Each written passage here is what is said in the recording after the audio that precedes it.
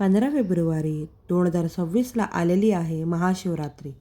आणि यंदाच्या महाशिवरात्रीचे काय खास वैशिष्ट्य आहे? यंदाच्या महाशिवरात्रीत मुहूर्त काय असणार आहे? विशेष काल काय असणार आहे? महाशिवरात्रीबद्दलची संपूर्ण माहिती बघूया आजच्या व्हिडिओमध्ये. पण त्याआधी माझ्या चॅनलला सबस्क्राईब करा. मंडळी, हे तर सगळ्यांनाच माहिती आहे की महाशिवरात्रीची रात्र महत्त्वाची असते. या रात्री भगवान शिवशंकराची पूजा केल्याने, त्यांचे स्तोत्र म्हटल्याने, शिवाय शिवशंकराच्या नावाचा जप केल्याने सर्व पापांचा नाश होतो. शिवलोकाची प्राप्ती होते, मनोकामनापूर्ती होते. इतका महत्त्वाचा दिवस आहे हा महाशिवरात्रीचा. चतुर्दशी तिथी 2 दिवसात विभागलेली असेल तर ज्या मध्यरात्री चतुर्दशी येत असेल ती शिवरात्र मानली जाते. यावरून शिवरात्रीचा काल निश्चय करताना दिवसाला नाही तर रात्रीला महत्त्व आहे हे लक्षात येईल. बाकीची माहिती भरपूर झाली. आता महत्त्वाचं बोलूया. यंदाची महाशिवरात्री नक्की कधी असणार आहे? यंदा 15 फेब्रुवारी 2026 रोजी महाशिवरात्री आहे. अन्य व्रतामध्ये पंचांगानुसार सूर्योदयाची तिथी मानण्याची जुनी प्रथा आहे. महाशिवरात्र व्रतामध्ये निषेध कालाला महत्त्व आहे. या दिवशीच शिवपूजन प्रबोधकाळानंतर रात्री केले जाते. रात्रीचे समान 15 भाग केल्यानंतर त्यापैकी 8वा भाग तो निषेध काळ म्हणून ओळखला जातो.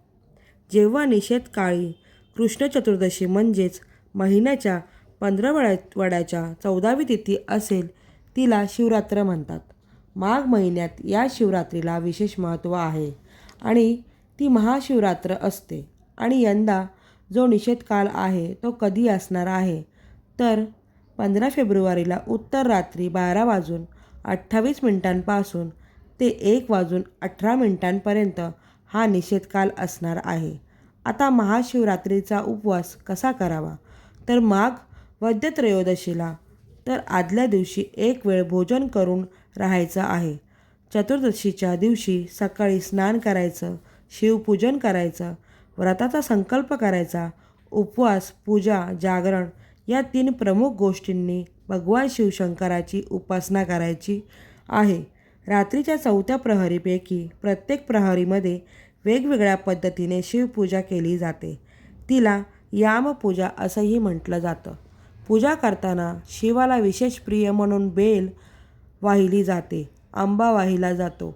या सगळ्या झाडांची पानं वाहिली जातात. विशिष्ट वर्षव्रत केल्यानंतर त्याच उद्यापन करता येतं. या काळात उपवास करून जागरण करणं या गोष्टी नकळत घडल्या तर व्यक्तीचा उद्धार होतो, अशी अनेक लोकांची श्रद्धा आहे. महाशिवरात्रीला भगवान शिवशंकरासाठी जलाभिषेक, रुद्राभिषेक केला जातो. या दिवशी भक्तिभावाने शिव आराधना केल्यास भगवान शिवशंकर प्रसन्न होतात. शिवभक्तांच्या सर्व मनोकामना पूर्ण होतात असा उल्लेख पुराणामध्ये येतो, धार्मिक कथामध्ये येतो. महाशिवरात्र का साजरी केली जाते यामागे सुद्धा अनेक कथा सांगितल्या जातात. पहिलं म्हणजे माता पार्वती आणि भगवान शिवशंकरांचा विवाह या दिवशी झाला होता. आणि दुसरं म्हणजे समुद्र मंथनातून निघालेलं हलाहल याच दिवशी भगवान शंकरांनी प्राशन केलं होतं आणि जगाला विनाशापासून वाचवलं होतं. याचं ऋण फेडण्यासाठीही महाशिवरात्री साजरी केली जाते. पण एकंदरीतच या रात्री शिवतत्व जागृत असते पृथ्वीवरती आणि म्हणून या तत्वाचा लाभ घेण्यासाठी भगवान शिवशंकराची उपासना केली जाते. मंडळी, तुम्हाला माहिती आहे शिवरात्रीचे सुद्धा वेगवेगळे प्रकार आहेत. नित्यशिवरात्र, पक्षशिवरात्र, महाशिवरात्र, योगशिवरात्र आणि महाशिवरात्र असे शिवरात्रीचे 5 प्रकार आहेत. यापैकी महाशिवरात्र सर्वश्रेष्ठ मानली जाते. रोजची रात्र ही नित्यशिवरात्र असते. शुद्ध चतुर्दशीची रात्र ही पक्षशिवरात्र म्हणतात आणि प्रत्येक महिन्याच्या मध्य चतुर्दशी रात्र ही मासिक शिवरात्र असते. म्हणजे महिन्याला येणारी शिवरात्र आणि योग सामर्थ्याने निर्माण केलेली रात्र ही योग शिवरात्र मानली जाते.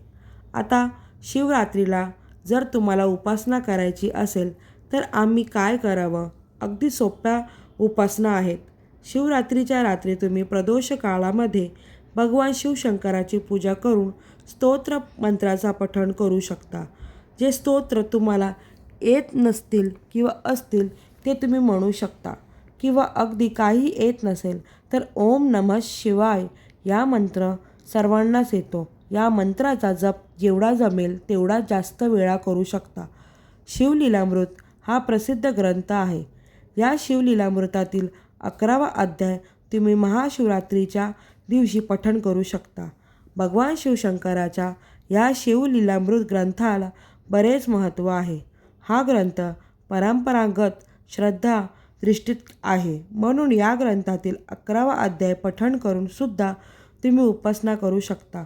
अनेक वेगवेगळ्या पद्धती आहेत. जी पद्धत तुम्हाला योग्य वाटेल, जो पर्याय तुम्हाला आवडेल, त्यानुसार तुम्ही भगवान शिवशंकराची पूजा तुम्ही महाशिवरात्रीला करू शकता आणि महाशिवरात्रीच्या या पुण्य पावन तिथीचा लाभ नक्कीच घेऊ शकता.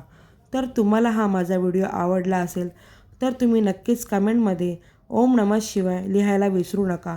अशाच प्रकारच्या माहितीपूर्ण व्हिडिओसाठी माझ्या चॅनलला सबस्क्राईब करा आणि बेल आयकॉनला सुद्धा क्लिक करा. लाईक, शेअर, कमेंट करा विसरू नका. नक्कीच भेटूया पुढच्या व्हिडिओमध्ये. श्री स्वामी समर्थ.